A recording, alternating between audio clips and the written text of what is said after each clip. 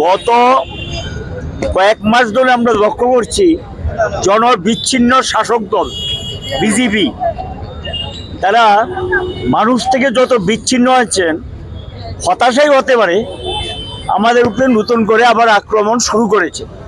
ইতিমধ্যে বেশ কয়েকটি ঘটনা সংঘটিত করেছে। কত নিচে যেতে পারে এরা। এই কিছুদিন আগে রানীবাজারে প্রথম আমাদের জিরানিয়া বিএও সম্পাদক মণ্ডলীর সদস্য সে রানীবাজার স্কুলে চাকরি করে স্কুলে যাওয়ার পথে তাকে পিটিয়ে এখনো সে শয্যাশায়ী, মারাত্মকভাবে আহত করে তাকে। এরপরে 4টা বাড়ি আবার আক্রান্ত হয়। প্রত্যেকটা অভিযোগ হয়, পুলিশ কোনো ভূমিকা নেয়নি। নবারুণ দেবের বাড়িতে রক্তদান শিবির এবং এটা করতে দেননি, বাধা দিয়েছেন, বাড়িতে হামলা করেছেন। হামলা মানে কি, সেখানে যা দিয়ে তারা রক্তদান শিবির করার জন্য উদ্যোগ নিয়েছিল এগুলি ভাঙচুর করেছে। এরপরে গিয়ে বিদ্যুতের বিল নিয়ে যখন গোটা রাজ্য অগ্নিগর্ভ, এটা গণ আন্দোলনে পরিণত হয়েছে। জনমত সম্পূর্ণ সরকারের বিপক্ষে গেছে এবং সেখানে মানুষ যখন রাস্তায়, তখন সরকার ঘোষণা করেছে যে তারা কিছু সাবসিডি দেবে। এরপরও মানুষ স্মার্ট মিটার অন্যান্য বিষয় নিয়ে রাস্তায় এখনো আছেন।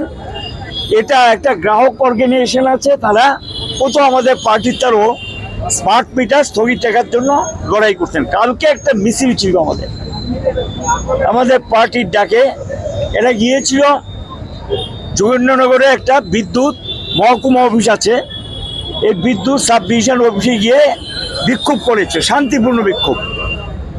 এখান থেকে ফিরেও এসেছে, পার্টি অফিসে বসে আছে, বলা নেই কোয়া নেই। কি ধন্যবাদ দিল্লির নামে বের হয়ে কিসের ধন্যবাদ দিল্লি, যে সৌদাসুদি পার্টি অফিসে ঢুকে পার্টি অফিসটা হামলা করলেন।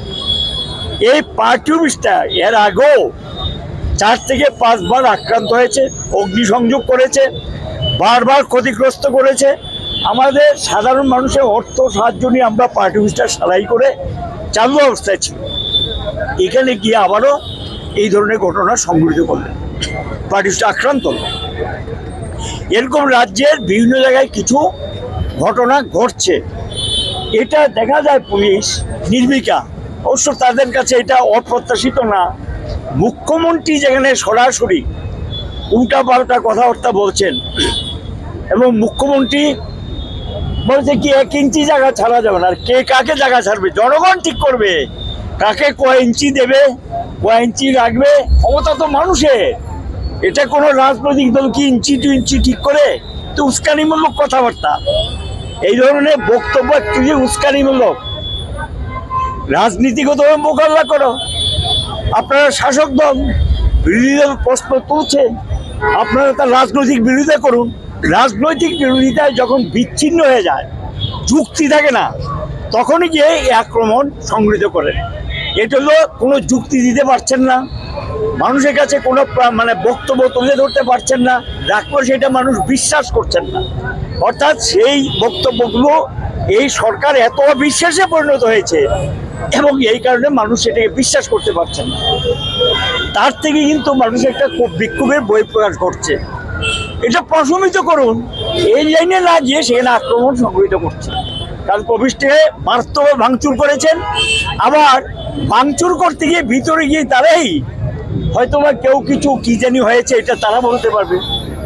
বলে দিচ্ছি সিপিএম নাকি তাদেরকে মারধর করেছে। কি করে যে এরকম বলে, মানে একটু তো লজ্জাশরম থাকা উচিত। ভাঙচুর করলেন, পার্টি অফিসটাকে নষ্ট করলেন, যারা ঘরে ছিল তাদেরকে তাড়ালেন, পেলে মারধর করতেন, আর তারাই গিয়ে বলছে তাদেরকে নিয়ে আক্রমণ করেছে। এটা বিজেপির পক্ষে সম্ভব? এটা যেদিন 2014 ক্ষমতা এসছে, এগুলি নরেন্দ্র মোদী এবং বিজেপি দলের ট্রেনিং। মিথ্যা কথা বললে সরকারে এসছে, নগদ টাকা, 2 কোটি চাকরি। এ তো নিজেই বলেছেন, যে স্বরাষ্ট্রমন্ত্রী নিজেই তো বলেছেন, কেন্দ্রীয় স্বরাষ্ট্রমন্ত্রী, যে এটা জুমলা। এদের দ্বারাই এই মিথ্যাচার অসম্ভব না। এই বিষয়গুলির প্রতিবাদী আজকে এখানে বিক্ষোভ করতে এসছেন। এখন এসপি ডেকেছে, প্রতিনিধি দল গিয়েছেন, এই বিষয়গুলো তারা উত্থাপিত করবে। আমাদের প্রতিবাদ চলবে, কারণ তারা যদি মনে করে যে মারপিট করে অফিস ভেঙে ঘরে ঢুকিয়ে দেবেন, এ তো করেছেন 8 বছর, ভোট চালিয়েছেন, তারপরে কিন্তু ঘরে ঢুকাতে পারেনি। মানুষ ঘরে ঢুকবে না, জোর করে ঘরে ঢুকানো যায় না। মানুষের ক্ষোভ বিক্ষোভ প্রশমিত করুন, গায়ের জোরে চলে না। এগুলো তো এই জোর পরে চলছে। এটার নামে হলো একেবারে টোটালি ফেসিস্ট, নয়া ফেসিস্ট গভর্নমেন্ট। এদের যদি গণতন্ত্রের প্রতি কোনো শ্রদ্ধা থাকতো, এগুলো করে গণতন্ত্রের প্রতি, গণতন্ত্রের কথা বলে সবচেয়ে বড় গণতন্ত্রের শত্রু লোকে বিজেপি দল, যারা গণতন্ত্রের কথা বলে গণতন্ত্রের কমর রচনা করে।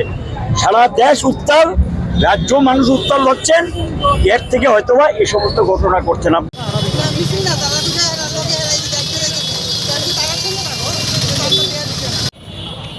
এখানে আনো, এখানে